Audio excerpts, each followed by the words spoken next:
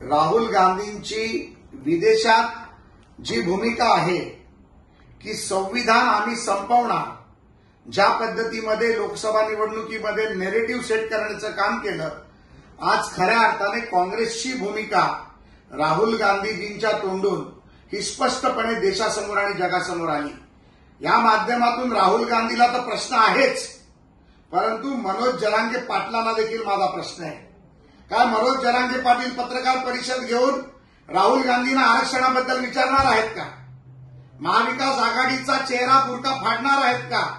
का पुन्हा एकदा मची बाधा टाकून महाविकास आघाडीचा बुरका घालून राहुल गांधीची साथ देणार आहेत?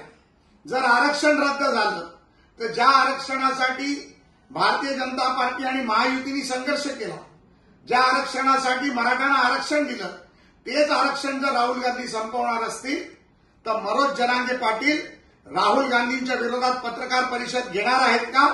आणि ज्या देवेंद्र फडणवीसांनी आरक्षण दिलं तरी देखील देवेंद्र फडणवीसांना शिव्या देणारे, देवेंद्र फडणवीसांना शाप देणारे मनोज जरांगे पाटील आता हे म्हणतील का की राहुल गांधी देखील देवेंद्र फडणवीसांचा माणूस आहे म्हणून?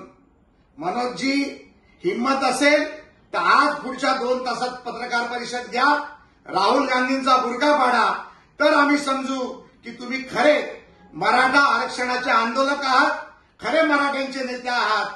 नाहीतर तुमचं भेकडी प्रेम आणि तुमचं मराठ्यांना फसवण्याचं उद्दिष्ट आज जनतेसमोर खरं येईल आणि तुमचा चेहरा फाटेल।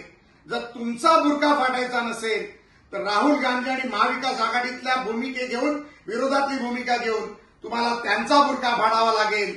हेच आज मी या राज्यातील जनतेला, माझ्या मराठा बांधवांना आणि या तमाम महाराष्ट्रातील मराठी जनतेला सांगू इच्छितो।